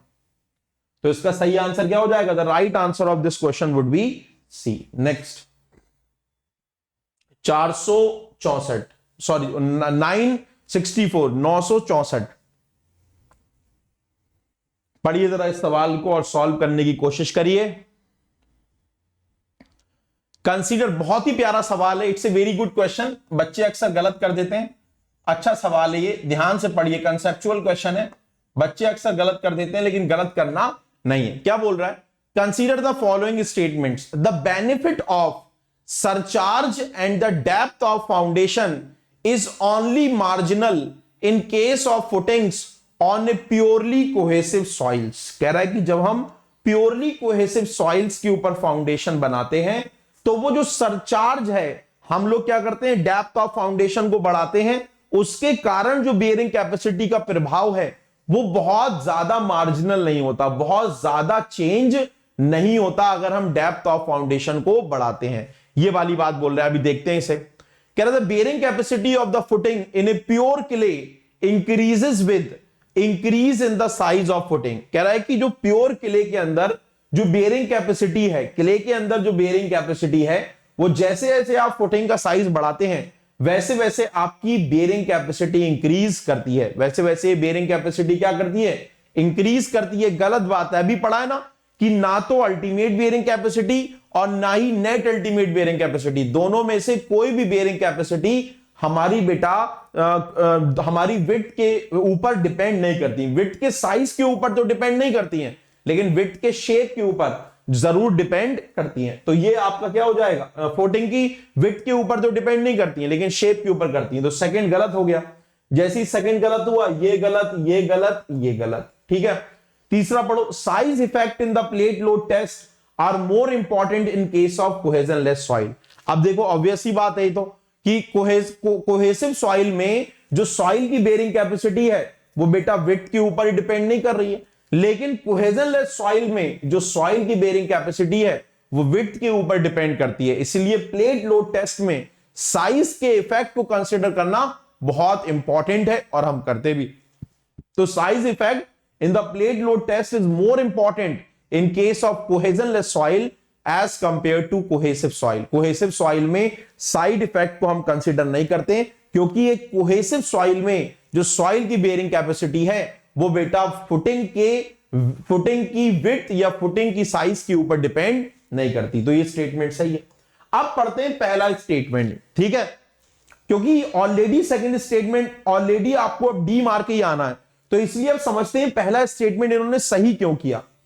कह रहा the benefit of surcharge load in the depth of foundation is only marginal in case of putting on a purely cohesive soil. देखो अभी हमने net ultimate bearing capacity लिखा था alpha 1 C into NC plus Q into NQ. NQ की value 1 होती है, Q हो गया गामा इंटू डीएफ। और अगर हम नेट अल्टीमेट बेयरिंग कैपेसिटी की बात करें तो अल्फा 1 सी इंटू एनसी। तो मतलब जो हम डेप्थ ऑफ फाउंडेशन बढ़ा रहे हैं उस डेप्थ ऑफ फाउंडेशन को बढ़ाने से होता क्या है, उससे हमारी बेयरिंग कैपेसिटी बढ़ती है क्योंकि क्यू बढ़ता है। लेकिन कोहेसिव सॉइल के केस में अगर आप देखें तो कोहेसिव सॉइल, क्योंकि देखो जब जैसे जैसे आप डेप्थ बढ़ाओगे वैसे वैसे एनक्यू बढ़ेगा, एनक्यू बढ़ेगा तो बेयरिंग कैपेसिटी बढ़ेगी दूसरी सॉइल्स में। लेकिन कोहेसिव सॉइल्स में अगर देखें तो नेट अल्टीमेट बेयरिंग कैपेसिटी के ऊपर तो कोई भी प्रभाव नहीं पड़ता, आप डेप्थ कितनी भी कर दो बेयरिंग कैपेसिटी आपको उतनी मिलेगी। लेकिन अगर हम बात करें कोहेसिव सॉइल में अल्टीमेट बेयरिंग कैपेसिटी की, तो ये चीज तो कांस्टेंट रहेगी। लेकिन जैसे जैसे आप डेप्थ बढ़ाओगे तो पहले अगर ये 20x1 था, फिर ये 20x40 हो जाएगा, मतलब 20x2, मतलब पहले ये 20 था और फिर ये 40 हो जाएगा। मतलब बेसिकली पहले वैल्यू 120 आ रही थी, फिर वैल्यू आपको कितनी मिलेगी 140। मतलब ज्यादा इंक्रीमेंट नहीं हुआ। ऐसा इसलिए हुआ क्योंकि एनक्यू की वैल्यू ऑलरेडी फिक्स्ड है। हालांकि जो हमारी सेंट्स होती है उनमें क्या होता है, जैसे जैसे आप ज्यादा गहराई पे जाते हैं वैसे वैसे फाई बढ़ता है, और जैसे जैसे फाई बढ़ता है वैसे वैसे एनक्यू भी बढ़ता है। तो एक सेंट्स के लिए एनक्यू और डीएफ दोनों बढ़ते हैं, इसलिए वहां पर बेयरिंग कैपेसिटी ज्यादा इंक्रीज हो जाती है डीएफ को बढ़ाने पे। लेकिन कोहेसिव सॉइल में ऐसा नहीं होता। तो यहां पर स्टेटमेंट नंबर फर्स्ट भी हमें सही करना पड़ेगा। तो इसका सही आंसर हो जाएगा आपका D. The right answer of this question would be D. ठीक हो गई बात। नेक्स्ट क्वेश्चन की तरफ बढ़ते हैं। कह रहा है if the water table is encountered in the standard pit while conducting the plate load test. जब हम प्लेट लोड टेस्ट करते हैं तो एक स्टैंडर्ड पिट बनाते हैं, गड्ढा बनाते हैं, जिसका साइज जो हमने पिट कंसीडर करी है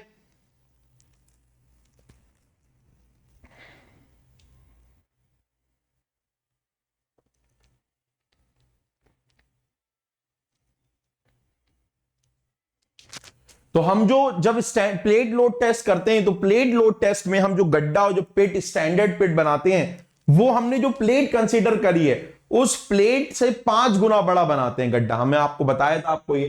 तो अगर मान लो फॉर एग्जांपल कि जब आप जहां पर आप अपनी टेस्टिंग कर रहे हैं वहां पर वाटर टेबल उस गड्ढे के साथ कोइंसाइड कर रही है, तो उस केस में हमें क्या करना होता है, उस वाटर टेबल का जो पानी है, उस गड्ढे में जो वाटर टेबल का पानी आया, सबसे पहले हम उस पानी को पंप आउट करेंगे और वाटर टेबल को नीचे गिराएंगे। समझ आ रही बात। उसके बाद टेस्टिंग करते हैं। ऐसा नहीं है कि हम नदियां में ही टेस्टिंग कर रहे हैं। So if the water table is encountered while doing the plate load test, तो हम पंपिंग करके वाटर टेबल को पहले नीचे गिराते हैं, उसके बाद टेस्टिंग करते हैं। ठीक है। तो सवाल क्या है, कह रहा है if the water table is encountered in the standard pit while conducting the plate load test, the plate load test should be abandoned। मतलब प्लेट लोड टेस्ट बंद कर देंगे। कहेंगे कि भाई अगर आप जैसे स्टूडेंट होंगे तो कहेंगे अरे सर वहां तो वाटर टेबल थी तो हमने टेस्ट को ही कैंसिल कर दिया। नहीं, ऐसा नहीं करेंगे। The pit is considered unsafe, हम बोल देंगे पिट जो है वो आपकी सेफ नहीं है, आप उसमें जो है तैरोगे, टेस्ट नहीं करोगे। ऐसा भी नहीं करेंगे। The test should be conducted with a complete dewatering continuously throughout the test duration. हम लोग क्या करेंगे, पूरे के पूरे टेस्ट ड्यूरेशन में हम लोग वाटर टेबल को कंप्लीटली नीचे गिराएंगे और उस गड्ढे में से डीवाटरिंग करेंगे, पानी को निकालेंगे। टेस्ट को तो करना ही पड़ेगा। तो ऑप्शन हो जाएगा इसका 965 का करेक्ट आंसर हो जाएगा आपका सी। ओके। नेक्स्ट क्वेश्चन है 966। इसको करिए जरा सॉल्व। कह रहा है two footings one circular and other square are founded on the surface of a purely cohesionless soil. 2 footings हैं, एक सर्कुलर है एक स्क्वायर है, are founded on the surface of a purely cohesionless soil. The diameter of the circular footing is same as that of the side of the square footing. The ratio between the ultimate bearing capacity would be. तो देखो जरा ध्यान से, अगर हम ultimate bearing capacity का formula लिखें तो अल्टीमेट बेयरिंग कैपेसिटी का फॉर्मूला मैंने लिखाया था, that is equal to α1 C into NC, या फिर आप एनसी की वैल्यू क्या होती है, ultimate bearing capacity is equal to 5.7 C into α1 और प्लस गामा इंटू डीएफ। उसकी तो जरूरत ही नहीं पड़ेगी। ठीक है। सो सरफेस पर है तो डीएफ 0 है, तो यानी अल्टीमेट बेयरिंग कैपेसिटी कितनी हो जाएगी, that is equal to 5.7 C into α1। ठीक है। चलिए जरा अब हमें निकालनी है ratio of ultimate bearing capacity of कौन सी footing, of circular footing divided by square footing S। तो क्या हो जाएगा बेटा, देखो जरा यहां पर 5.7 सेम रहेगा, सी सेम रहेगा। शेप फैक्टर एक सर्कुलर फुटिंग के लिए कितना होता है? सर्कुलर फुटिंग के लिए शेप फैक्टर होता है 1.3 और एक स्क्वायर फुटिंग के लिए शेप फैक्टर कितना होता है? स्क्वायर फुटिंग के लिए भी शेप फैक्टर होता है आपका 1.3। तो नीचे वाली टर्म से ऊपर वाली टर्म कट जाएगी, तो इसका आंसर आ जाएगा आपका 1 के बराबर। So the ratio of ultimate bearing capacity of the square and the circular footing will come out to be same. दोनों की वैल्यूज आपको क्या मिलेंगी? दोनों की वैल्यूज आपको सेम मिलेंगी। ओके, तो इसका आंसर हो जाएगा ए।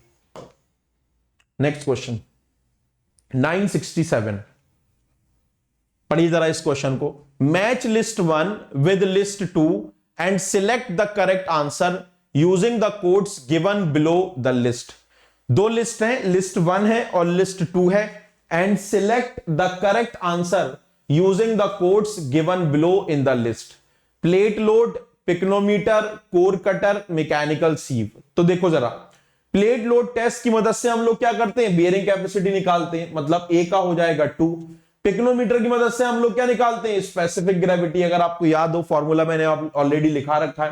कोर कटर मेथड से हम लोग क्या निकालते हैं? फील्ड की डेंसिटी निकालते हैं। और मैकेनिकल सीव से किसका पता लगाते हैं? कोर्स ग्रेन सॉइल के ग्रेन साइज डिस्ट्रीब्यूशन या फिर पार्टिकल साइज डिस्ट्रीब्यूशन के बारे में। तो ए का हो गया 2, बी का हो गया 1, ए का 2 हो गया, बी का 1 हो गया, सी का 4 हो गया, तो इसका आंसर आ जाएगा बी। डी का हो जाएगा 3। Right answer of this question would be B. Next question, next question बताइए 968 है ना। ये भी सवाल इंजीनियरिंग सर्विसेज में पूछा गया है। मैंने आपको बताया कि अब हम हर वीडियो में 20 क्वेश्चंस करेंगे, ठीक है। सो इस क्वेश्चन का आंसर बताएंगे।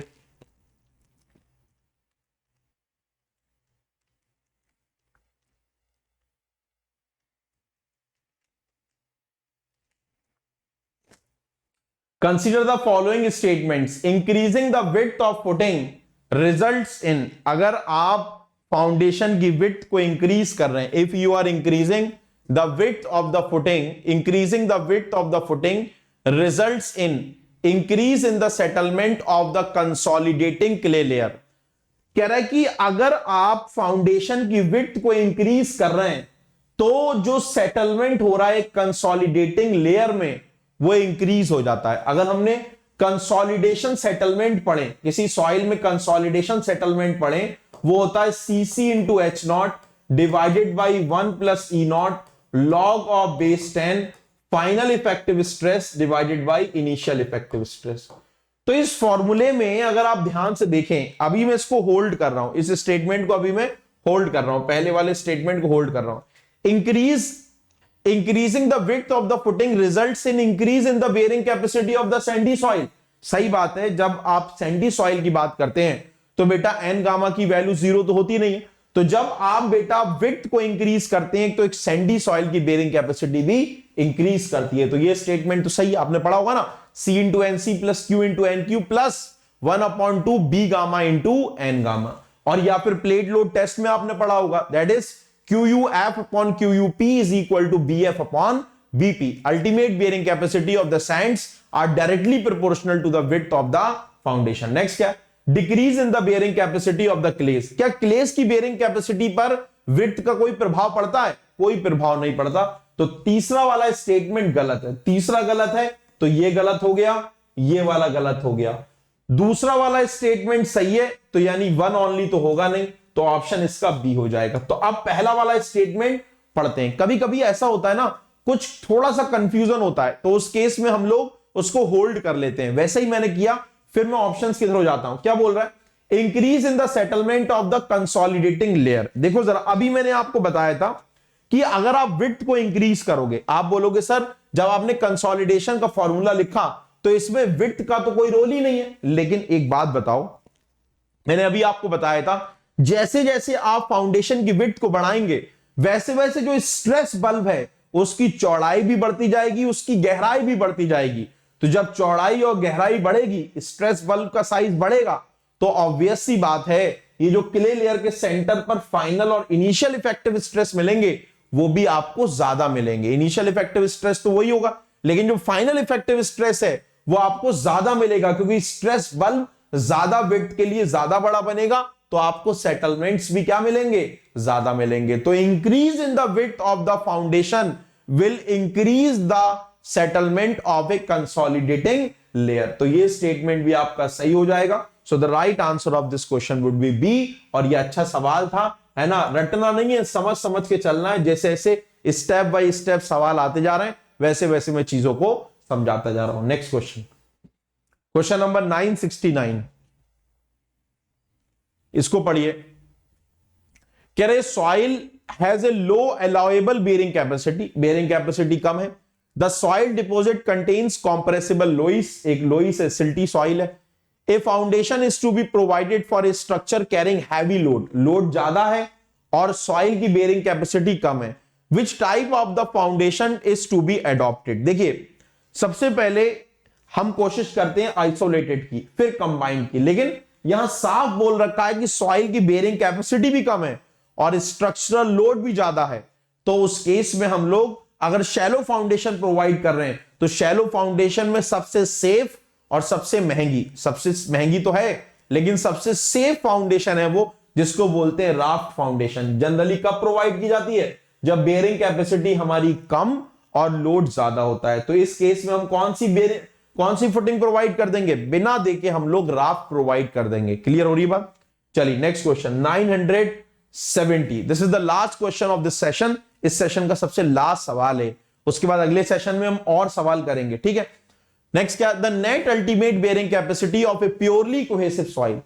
एक प्योरली कोहेसिव सॉइल की जो नेट अल्टीमेट बेयरिंग कैपेसिटी है, the net ultimate bearing capacity of a purely cohesive soil depends on the width of the footing and independent of the depth of the footing. जो net ultimate bearing capacity है,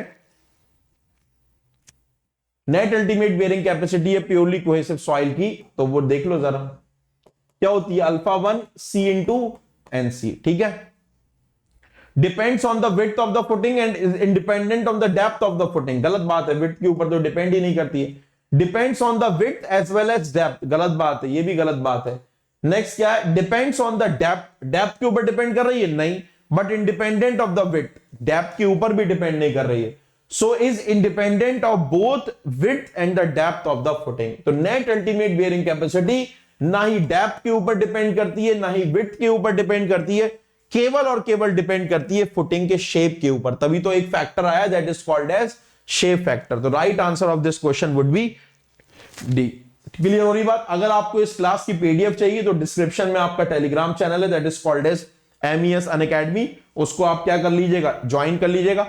अगर आप Unacademy का plus या iconic subscription लेना चाहते हैं तो आप ये कोड यूज करिएगा ES001 और सब्सक्रिप्शन आप ले सकते हैं। अगर आपको कोई क्वेरी है तो डिस्क्रिप्शन में जो आपका टेलीग्राम चैनल है उस पर आप कोई किसी भी क्वेरी के बारे में पता कर सकते हैं, ठीक है। वहीं पर मेरा आपको जो है टेलीग्राम चैनल है, वहां अपने डाउट्स भी पोस्ट कर सकते हैं, अपनी पीडीएफ भी पोस्ट कर सकते हैं, और आपको कोई भी कंफ्यूजन है सब्सक्रिप्शन के रिगार्डिंग वो आप उसी टेलीग्राम चैनल में पूछ सकते हैं। तो ये प्लस और आइकॉनिक के बारे में आप कोई भी ले सकते हैं। ये आपके प्राइसेस है, मैंने आपको ऑलरेडी बता दिया, ठीक है। मूविंग फॉरवर्ड, स्पेशल क्लास के बेनिफिट्स हैं, आज रात में हम स्पेशल क्लास कंडक्ट करेंगे आप लोगों के लिए। Thank you so much for this video, keep liking, keep sharing this video, है ना।